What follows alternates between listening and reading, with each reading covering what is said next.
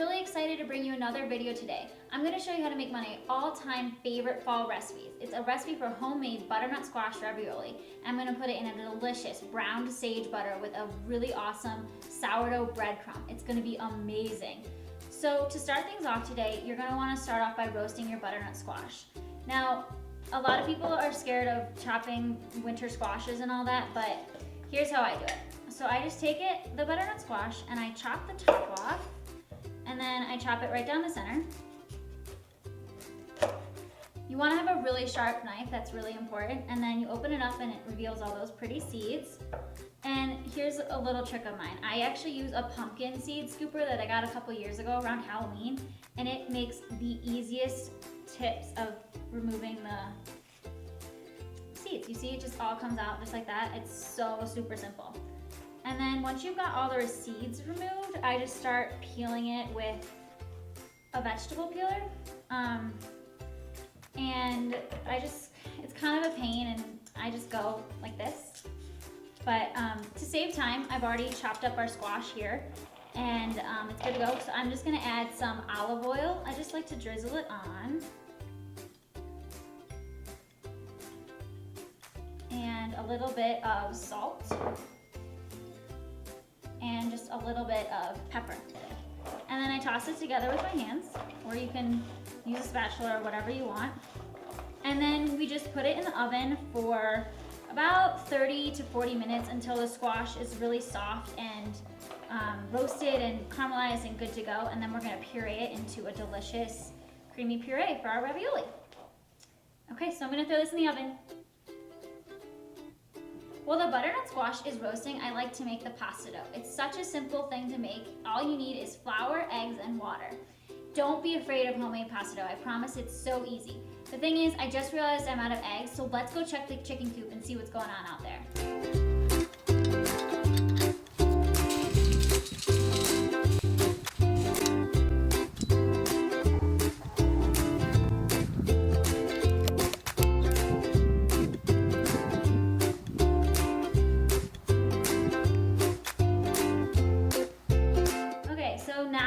Start to make the pasta dough. It's really easy, like I said. You just add 2.5 cups of all-purpose flour to the bowl of a mixer.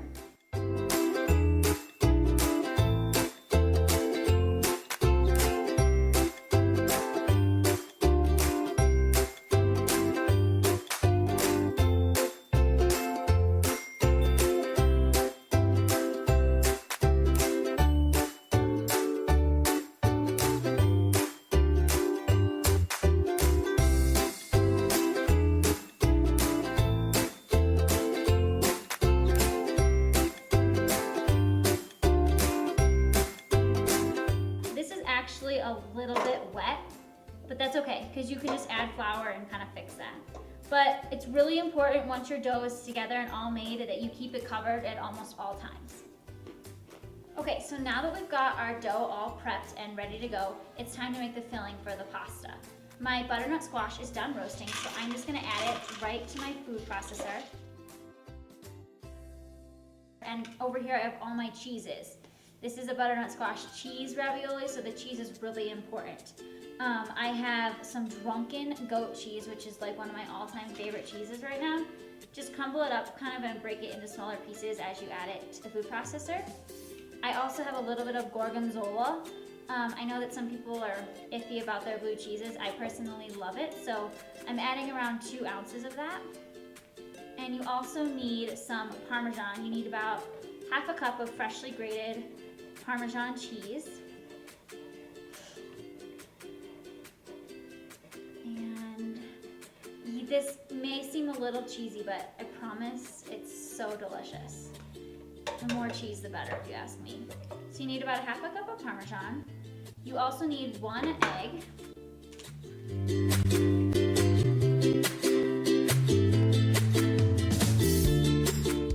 Okay, so this looks perfect. It's all pureed and together in one. Now we're just gonna pop this off, and we're kind of gonna set it aside for just a few minutes here. We're gonna get rid of the food processor and bring back in the KitchenAid. Now we're gonna get started rolling out the ravioli and actually filling them and getting into all that good stuff. So I also have this fancy little KitchenAid attachment here for my mixer that rolls out long sheets of pasta, and I honestly use it all the time. But if you don't make pasta all the time, it's no big deal. You can definitely just roll this out by hand with a hand, rolling pin.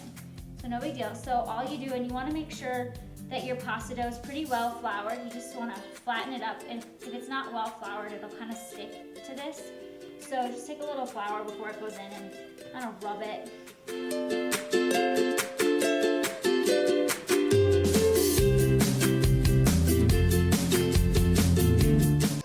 want to add a little bit more flour to that, and then you fold it in thirds, kind of like a letter, and you feed it back through that first setting one more time.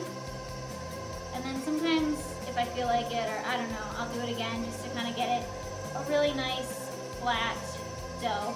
And actually, my dough still feels a little bit wet, so I'm just going to add a little bit more flour.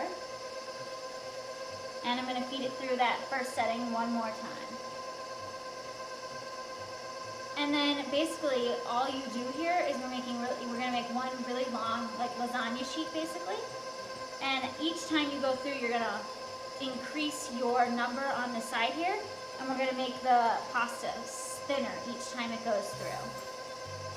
It's really simple, really easy, and it doesn't take much time either. Like when I'm making homemade lasagna, I'll make homemade lasagna sheets, and it's almost easier than boiling lasagna, I swear.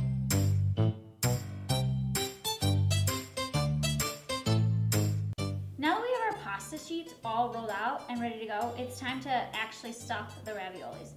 Flour your ravioli mold really, really well.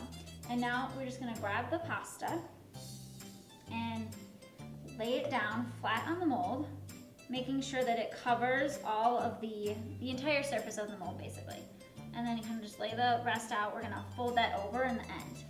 And then you just grab your filling right here, and you just scoop it right into the mold.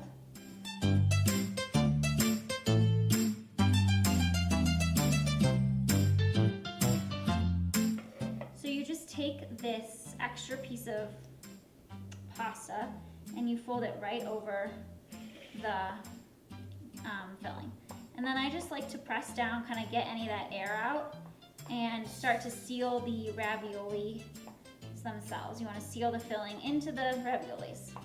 I use this little tool. You can use a rolling pin, you can just use your hands, and I just kind of go back and forth in between the raviolis.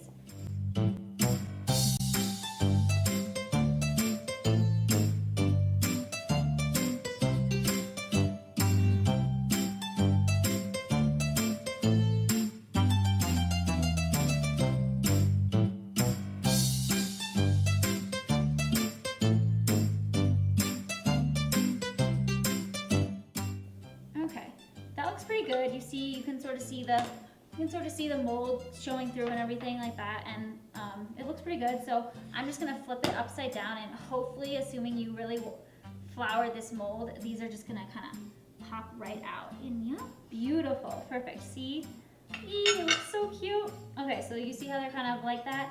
Unfortunately, it's kind of hard to keep them this cute little shape. I usually space them with my pizza cutter here, and I just kind of cut the extra dough right off.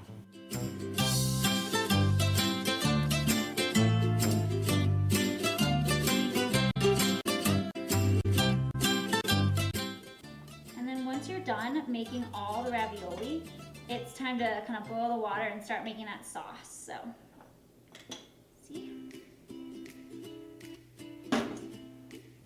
Okay, so turn a skillet on and let it get hot. Mine's actually already been preheating, so I'm just gonna add a drizzle of olive oil. And then all of my breadcrumbs go right into the skillet.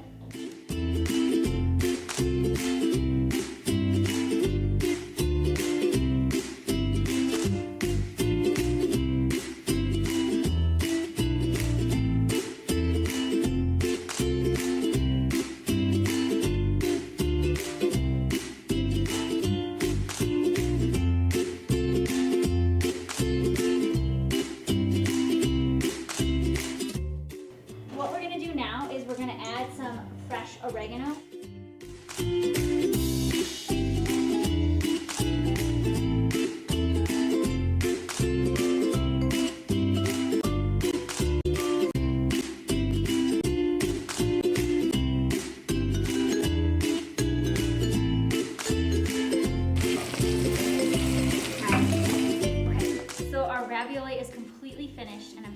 excited. It's time to eat. So let's plate this. It looks so good. Oh my gosh, all that butter and these fresh raviolis and that oregano and the prosciutto. It just smells so good. You guys are gonna love this meal. It's so perfect for fall. Let's get some of those fried oregano leaves. Maybe one more ravioli. The way I like to finish this off is with, obviously, our oregano sourdough breadcrumbs. I just sprinkle those on top. And then one of my favorite things right now is fresh figs. I just love adding them to everything, and they're currently in season, so I've been adding them to almost everything I eat, literally. I just add a few fresh figs all around the pasta. Okay, you guys, so here's my butternut squash ravioli. It's all done. It's tossed in a brown butter oregano sauce. It's got sourdough breadcrumbs. It's just such a delicious fall recipe. I'm so excited about it. I really hope you guys love it. I'd love to stick around, but I gotta go take pictures of this before it gets all cold. So I really hope you enjoyed the recipe, and thank you so much for watching.